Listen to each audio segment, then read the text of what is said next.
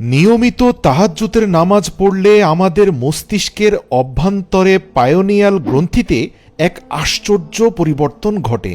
প্রিয় দর্শক, গবেষণায় উঠে এসেছে সূর্য ডোবার সাথে সাথে আমাদের মস্তিষ্কের পায়োনিয়াল গ্রন্থি থেকে মেলাটোনিন নামে একটি হরমোনের নিঃসরণ হয়, যা আমাদের ঘুমের ব্যবস্থাকে ঠিক রাখে। কিন্তু এই ২৪ ঘন্টা ব্যাপী বা বছর ব্যাপী ঘুমের চক্রটি মূলত তখন ব্যাহত হয় যখন আমরা অনেক রাত জেগে থাকি অথবা সকালবেলা অনেক লম্বা সময় ধরে ঘুমাই। এর ফলে আমাদের মানসিক এবং শারীরিক অবস্থার মারাত্মক অবনতি ঘটে। এর ফলে যা হয়, আমাদের দৈনন্দিন কাজকর্মে এর নেতিবাচক প্রভাব পড়ে এবং আমাদের দৈনন্দিন জীবনে নানান ধরনের জটিলতা, শারীরিক সমস্যা, মানসিক সমস্যা বাড়তে শুরু করে। এবং যখন এই সমস্যাগুলো আমাদের ঘরে, আমাদের সংসারে, সামাজিক জীবনে, ব্যবসা বাণিজ্যে প্রবেশ করে, তখন আমাদের পরিবার, সমাজ, ব্যবসা বাণিজ্য সব কিছু নষ্ট হয়ে যায়। সূরা মুজ্জাম্মিলের ৭ নম্বর আয়াতে আল্লাহ আমাদের নবীকে উদ্দেশ্য করে বলেন, দিনের বেলা আপনার রয়েছে দীর্ঘ কর্মব্যস্ততা। প্রিয় দর্শক, আপনি ভেবে দেখুন, আমরা যখন রাতের বেলা পর্যাপ্ত বিশ্রাম নেই, তখন এই বিশ্রাম দিনের বেলা আমাদের কাজকর্ম সঠিকভাবে সম্পন্ন করতে সাহায্য করে। যখন দিনের আলো অদৃশ্য হয়ে যায়, অর্থাৎ সূর্য ডুবে যায়, সাথে সাথে আমাদের মস্তিষ্কের পায়োনিয়াল গ্রন্থি মেলাটোনিন হরমোন রিলিজ করতে থাকে। সূর্য ডুবার সাথে সাথে এটা প্রাকৃতিকভাবে ঘটে। এই মেলাটোনিন হরমোন সঠিকভাবে রিলিজ হয় বলে রাতের বেলা আমাদের ঘুম চেপে বসে এবং আমরা মহান প্রভুর অন্যতম একটি শ্রেষ্ঠ নিয়ামত ঘুম সঠিকভাবে পেতে পারি রাতের অন্ধকারে। প্রশ্ন আসতে পারে, বর্তমান সময়ের যুব সমাজ কেন রাতের ১২টা-১টা পর্যন্ত মোবাইল ফোনের দিকে বা ল্যাপটপের দিকে বা টিভির দিকে তাকিয়ে থাকতে পারে? এ নিয়ে বিজ্ঞানীরা গবেষণা করে খুঁজে পেয়েছে যে মাগরিবের নামাজের পর, অর্থাৎ সূর্য যখন ডুবে যায়, মস্তিষ্কের পায়োনিয়াল গ্রন্থি থেকে মেলাটোনিন একটু একটু করে রিলিজ হওয়া শুরু করে। এটা পরিপূর্ণরূপে রিলিজ হওয়া শুরু হয় রাতের ৯টার পর থেকে এবং এটা চূড়ান্ত মাত্রায় রিলিজ হয় রাতের ১২টা বাজে। তবে এই হরমোন বাধাগ্রস্ত হয় যদি কোনো মানুষ এশার নামাজের পরেও জেগে থাকে, যেটাকে আমরা বর্তমান টাইম ফ্রেমে রাতের ৯টা ধরতে পারি। রাতের ৯টার পরে জেগে থাকা স্বাস্থ্যসম্মত নয় এবং রাসূল সাল্লাল্লাহু আলাইহি সাল্লামের হাদিস থেকেও পাওয়া যায়, রাতের ৯টার পরে বিশেষ কারণ ছাড়া জেগে থাকা আল্লাহর রাসূল নিষিদ্ধ বলেছেন। প্রশ্ন হচ্ছে, যুব সমাজ কি করে রাতের ১টা পর্যন্ত জেগে থাকে, নির্ঘুম রাত কাটায়?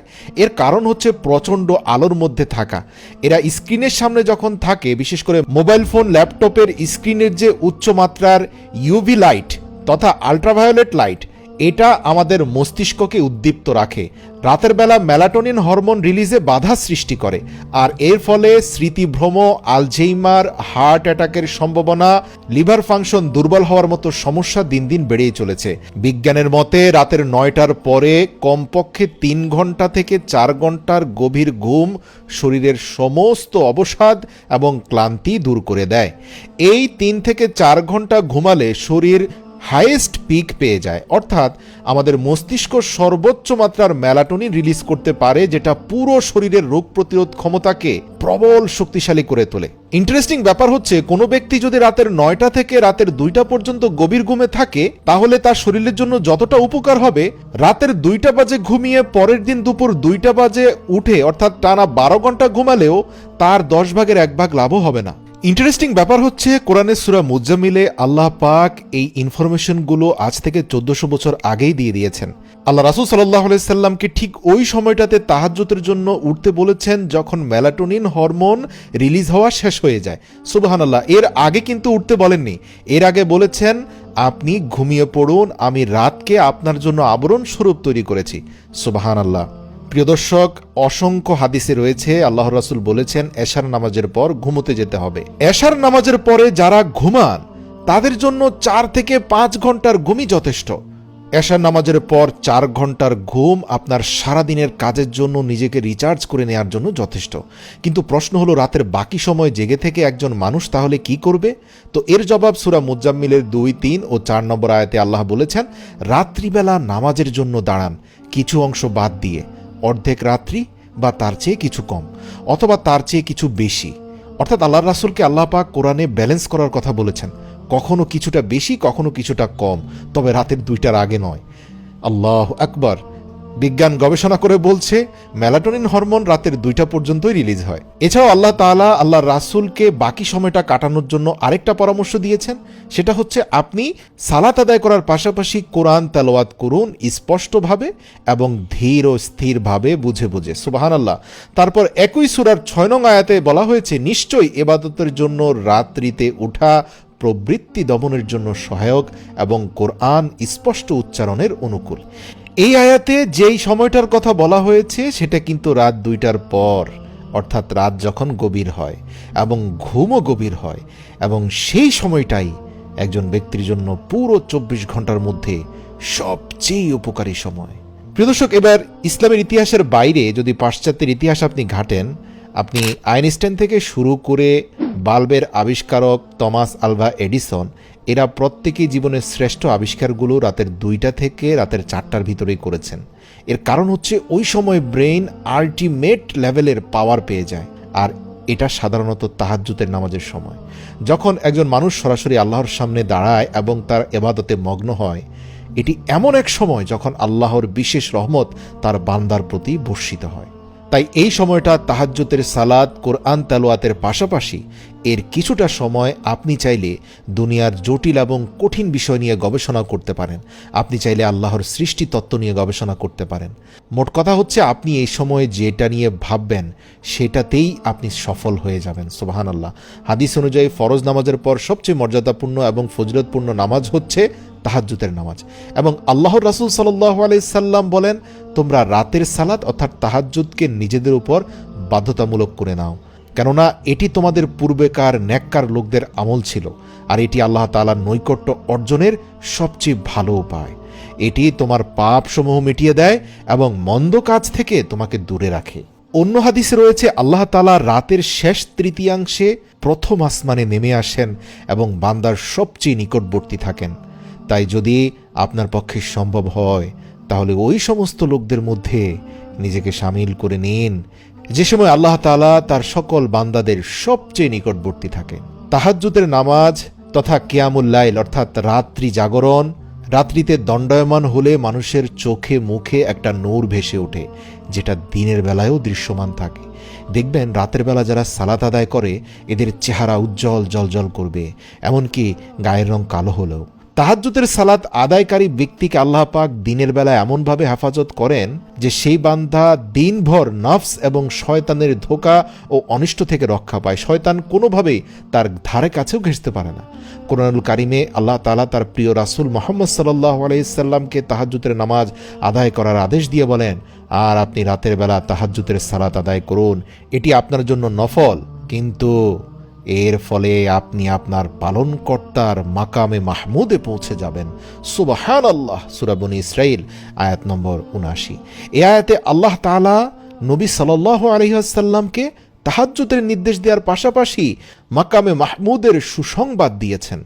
মাকামে মাহমুদ হচ্ছে আখিরাতের এমন একটি উচ্চ মর্যাদাপূর্ণ স্থান যেখানে আল্লাহর রাসূল তার উম্মতদের জন্য সুপারিশ করবেন।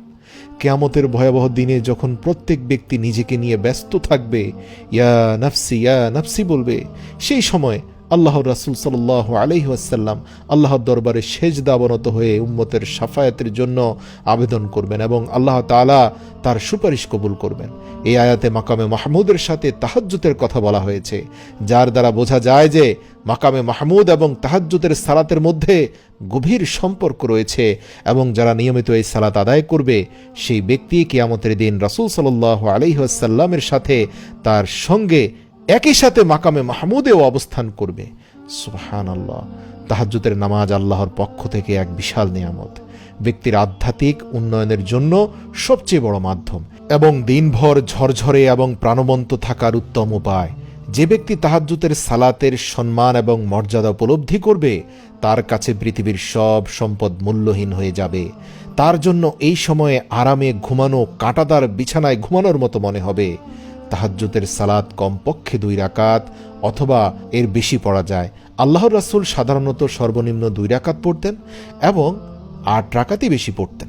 আল্লাহর রাসূল অধিকাংশ সময় তাহাজ্জুদের নামাজ 4 রাকাত থেকে 8 রাকাত পড়তেন। সাম্প্রতিক বৈজ্ঞানিক গবেষণা অনুসারে দেখা গিয়েছে যারা রাতের 9টার পর থেকে 2টা পর্যন্ত ঘুমায় এবং এরপরে উঠে যায়, তাদের আয়ু আল্লাহ তাআলা বাড়িয়ে দেন, অর্থাৎ এরা বেশি হায়াত পায়। আর অতিরিক্ত ঘুমানো আর সকাল ফজরের পরে অতিরিক্ত ঘুমানোর ফলে মানুষ নানাবিধ রোগে আক্রান্ত হয়। চিকিৎসা বিজ্ঞান আরও বলে যে সকালের পর বেশি ঘুমায়, এই বেশি ঘুমের কারণে মানুষের হৃৎপিণ্ডের পেশির অবনতি ঘটে। গবেষকদের মতে রাতের 9টা থেকে 2টার ভেতরে 4 ঘন্টার ঘুম অন্য সময়ের 12 ঘন্টার ঘুমের থেকেও বেশি উপকারী, কেননা ওই সময়ের ঘুম আমাদের মস্তিষ্ককে পুনরায় সক্রিয় করে, মস্তিষ্ককে অক্সিজেন সরবরাহ করে, যা পুরো দিন কর্মচঞ্চল এবং এনার্জেটিক রাখতে সাহায্য করে একজন মানুষকে। বিজ্ঞান বলছে রাতের 9টা থেকে 2টার ঘুম আমাদের স্মৃতিশক্তিকে শক্তিশালী করে, আর এরপরে উঠে নামাজের বিছানায় পাপের জন্য ক্ষমা চাওয়ার সর্বোত্তম সময়। আমরা যখন ঘুম থেকে জেগে উঠি এবং আমাদের পাপের কথা স্মরণ করি, সেই সময় আমাদের অন্তর পবিত্র এবং পরিচ্ছন্ন হয়ে যায়। এবং সেই সময় যখন কোনো বান্দা আল্লাহর কাছে তার গুনাহের জন্য ক্ষমা চায়, তখন সে খালেস হৃদয়ে আল্লাহর কাছে দোয়া করে থাকে। বৈজ্ঞানিক গবেষণা অনুসারে তাহাজ্জুদের নামাজ মানুষের শরীরের নেতিবাচক প্রভাব দূর করে এবং তার মন থেকে দুশ্চিন্তা ও দুঃখ কমায়, যাতে সেই ব্যক্তির শরীরের ভারসাম্য বৃদ্ধি পায় এবং তার রোগ প্রতিরোধ ক্ষমতা বৃদ্ধি পায়। এর ফলে একজন মানুষ শক্তিশালী হয়, মানুষ সুস্থ থাকে।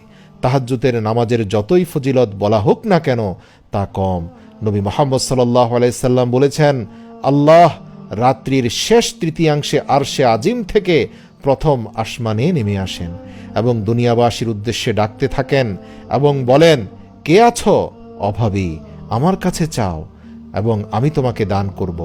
কে আছো এমন যে আমার কাছে ক্ষমা চাইবে, আমি তাকে ক্ষমা করে দেব।